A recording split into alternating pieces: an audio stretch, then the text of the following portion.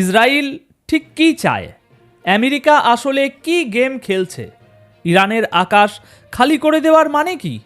আর আগামী 48 ঘন্টার মধ্যে মিসাইল বৃষ্টির পূর্বাভাস। আজ 17ই জানুয়ারি 2026, পরিস্থিতি যেদিকে মোড় নিচ্ছে তাতে আপনার আমার হিসেব সব উল্টে যাচ্ছে। আমরা বিগত দুদিন ধরে শুনছিলাম যুদ্ধবিরতির কথা, শান্তির কথা, কিন্তু গত 24 ঘন্টায় সিনারিও পুরো 180 ডিগ্রি ঘুরে গেছে। জনপ্রিয় মার্কিন সংবাদ মাধ্যম এক্সিওসের রিপোর্ট বলছে মোসাদ চিফ ডেভিড বার্নিয়া এই মুহূর্তে আমেরিকায় পৌঁছেছেন। আর তিনি শুধু চা খেতে আমেরিকায় যাননি, তিনি গেছেন একটি ফাইনাল রাউন্ড আলোচনার জন্য। এখন আলোচনা কার সাথে? Steve Witkoff. এই স্টিভ উইটকফ তাহলে কে? দেখুন, ইনি সেই লোক যিনি এই মুহূর্তে আমেরিকা এবং ইরানের মধ্যে ব্যাক চ্যানেলে বা গোপন আলোচনার দরজা সামলাচ্ছেন। গত কয়েকদিনে এই উইটকফ ইরানের পররাষ্ট্রমন্ত্রী আব্বাস আরাগাচির সাথে একাধিকবার কথা বলেছেন। আর মজার ব্যাপার দেখুন, উইটকফ ডোনাল্ড ট্রাম্পকে গিয়ে রিপোর্ট করছেন, স্যার আমাদের চাপে ইরান ভয় পেয়েছে, ওরা 800 মানুষের ফাঁসি স্থগিত করেছে। আর ট্রাম্প, যিনি নিজেকে শান্তির দূত দাবি করেন, তিনি এখন ইরানকে ধন্যবাদ দিচ্ছেন, বলছেন থ্যাংক ইউ ইরান ফাঁসি না দেওয়ার জন্য। দর্শক, এই খবরটি নিয়ে একটি আলাদা বিস্তারিত প্রতিবেদন আমি আপনাদেরকে আগামী কালকেই দিচ্ছি। তবে দর্শক, এখানেই হলো আসল টুইস্ট। মুখে থ্যাংক ইউ বললেও টেবিলের নিচে মোসাদের সাথে বসে ট্রাম্পের টিম ইরানের মানচিত্র খুলে বসে আছে। এটাকে পলিটিক্যাল সায়েন্সের ভাষায় বলে গুড কপ ব্যাড কপ স্ট্র্যাটেজি। তবে আজকের এই মিটিং প্রমাণ করছে ডাল মে কুছ কালা নেই, পুরা ডাল হি কালা হে ভাই সাব। আসুন মোসাদ চিফের এই আমেরিকা সফরের আসল কারণটা একটু বিশ্লেষণ করে দেখি আমরা। কেন ইসরায়েলের স্পাই চিফকে সশরীরে আমেরিকায় ছুটে যেতে হলো? ভিডিও কলে কি কথা বলা যেত না? যেত, কিন্তু বিষয় যখন রিজিম চেঞ্জ বা ক্ষমতা উল্টে দেওয়ার হয় তখন ঝুঁকি নেওয়া যায় না। দর্শক, ইন্টেলিজেন্স রিপোর্ট বলছে ইসরায়েল আমেরিকার উপর প্রচণ্ড বিরক্ত। কেন? কারণ আমেরিকা ইরানকে শায়েস্তা করার জন্য যে আক্রমণের প্ল্যান বা ব্লুপ্রিন্ট তৈরি করেছে, ইসরায়েলের কাছে সেটা বাচ্চাদের খেলা মনে হচ্ছে। ইসরায়েল আমেরিকাকে সোজা বলে দিয়েছে, আপনারা যে প্ল্যান করেছেন তা খুব দুর্বল, টু উইক। কয়েকটি সিকিউরিটি টার্গেটে বোমা ফেললে ইরান থামবে না, বরং আরও ক্ষেপে যাবে। তাহলে দর্শক, ইরানে ইসরায়েল কি চায়? খুব মনোযোগ দিয়ে শুনুন। ইসরায়েল চায় টোটাল ডিস্ট্রাকশন বা সম্পূর্ণ ধ্বংসযজ্ঞ। তারা এমন একটা হামলা চায় যাতে ইরানের বর্তমান সরকার বা রিজিমের ক্ষমতা পুরোপুরি উল্টে যাবে। সোজা কথায়, ইরানের সরকার পতন চায় নেতানিয়াহুর প্রশাসন। অন্যদিকে ডোনাল্ড ট্রাম্প ব্যবসায়ী মানুষ, তিনি হয়তো এই মুহূর্তে আর একটা বড় যুদ্ধের পূর্ণমাত্রার যুদ্ধে জড়াতে চাইছে না, তাই তার প্ল্যান হলো লিমিটেড স্ট্রাইক। কিন্তু নেতানিয়াহু ট্রাম্পকে পরিষ্কার বার্তা পাঠিয়েছেন, যতক্ষণ আমাদের ডিফেন্স 100% সিকিউর না হচ্ছে ততক্ষণ বড় হামলা করবেন না, কিন্তু যখন করবেন তখন এমন মারবেন যেন ইরান আর উঠে না দাঁড়াতে পারে। মোসাদ চিফ ডেভিড বার্নিয়া এখন আমেরিকাতে বসে উইটকফকে এটাই বোঝাচ্ছেন, ছোটোখাটো হামলা করে লাভ নেই বস, সাপের লেজে পা না দিয়ে মাথাটা থেতলে দিন।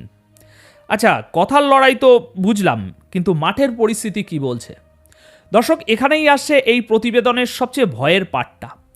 ইউরোপিয়ান ইউনিয়নের এভিয়েশন সেফটি এজেন্সি ইএএসএ হঠাৎ করে গতকাল শুক্রবার সন্ধ্যায় একটি জরুরি নোটিশ জারি করেছে। সোজা নির্দেশ, ইরানের আকাশসীমায় কোনো সিভিলিয়ান এয়ারক্রাফট বা যাত্রীবাহী বিমান যেন প্রবেশ না করে। কিন্তু কেন? দেখুন, এর পেছনে দুটো কারণ আছে, আর দুটোই হাড় হিম করা। কারণ নাম্বার 1, মিস আইডেন্টিফিকেশন বা ভুল করে গুলি। আপনাদের কি 2020 সালের কথা মনে আছে? ইউক্রেনের একটা যাত্রীবাহী বিমানকে ইরান ভুল করে মিসাইল মেরে নামিয়ে দিয়েছিল। 176 জন নিরীহ মানুষ মারা গিয়েছিল। সেই সময় ইরান যুক্তরাষ্ট্র যে টেনশন, সেটা চরমে ছিল। কয়েক ঘন্টা আগেই ইরান ইরাকের মার্কিন ঘাঁটিতে ক্ষেপণাস্ত্র হামলা চালিয়েছিল। ইরানের আকাশ প্রতিরক্ষা ব্যবস্থা সর্বোচ্চ সতর্কতায় ছিল তখন, তাই ভুল করে ওই বিমানটাকে শত্রু লক্ষ্য ভেবে দুটো সারফেস টু এয়ার মিসাইল নিক্ষেপ করে দিয়েছিল। তাই ইউরোপ এখন ভয় পাচ্ছে, কারণ ইরান এখন হাই অ্যালার্টে আছে। তাদের এয়ার ডিফেন্স সিস্টেমের আঙুল এখন ট্রিগারে। আকাশে যা কিছুই উড়বে সেটাকেই তারা আমেরিকার যুদ্ধ বিমান ভেবে গুলি করতে পারে। তাই ইউরোপ বলছে, ভাই যান বাঁচাতে চাইলে ওই পথে যেও না। কারণ 2, ক্লিন দ্য প্যাথ। দেখুন, মিলিটারি স্ট্র্যাটেজিতে একটা নিয়ম আছে। যখন বড় কোনো শক্তি, যেমন আমেরিকা বা ইসরায়েল, কোনো দেশে বম্বিং করার প্ল্যান করে, তখন তারা আগেই পেছনের দরজা দিয়ে আন্তর্জাতিক সংস্থাকে বলে দেয়, আকাশ খালি করো, আমরা কয়েকদিনের মধ্যেই আসছি। ইরানের আকাশ খালি রাখা মানেই হলো আমেরিকা বা ইসরায়েলের যুদ্ধ বিমানগুলোর জন্য একটা পরিষ্কার করিডোর তৈরি করা, যাতে তারা নির্বিঘ্নে ঢুকে অপারেশন চালিয়ে বেরিয়ে আসতে পারে এবং কোনো সাধারণ বিমান মানবঢল হিসাবে যেন সামনে বাধা হয়ে না দাঁড়ায়। আমেরিকার এয়ারক্রাফট ক্যারিয়ার বা রণতরীগুলিও এখন পজিশন নিচ্ছে। আকাশ ফাঁকা, রণতরী রেডি, আর মোসাদ চিফ বসে আছেন পেন্টাগনের লোকেদের সাথে। তাই এখন দুয়ে দুয়ে যোগ করলে কি হয় সেটা বোঝার জন্য আইনস্টাইন হওয়ার দরকার নেই।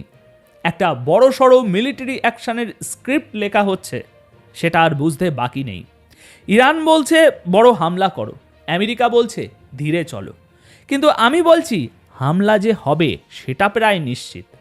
একটা ছোট্ট দেশলাইয়ের কাঠি, সেটা ইরানের কোনো মিসাইল হোক বা ট্রাম্পের কোনো একটা একগুঁয়ে সিদ্ধান্ত, পুরো বিশ্বকে এমন এক সংকটে ফেলতে যাচ্ছে যা থেকে বের হতে আমাদের দশকের পর দশক যাবে। ইসরায়েলি ডিফেন্স ফোর্সের মুখপাত্র বলেছেন, গুজবে কান দেবেন না, আমরা প্রস্তুত।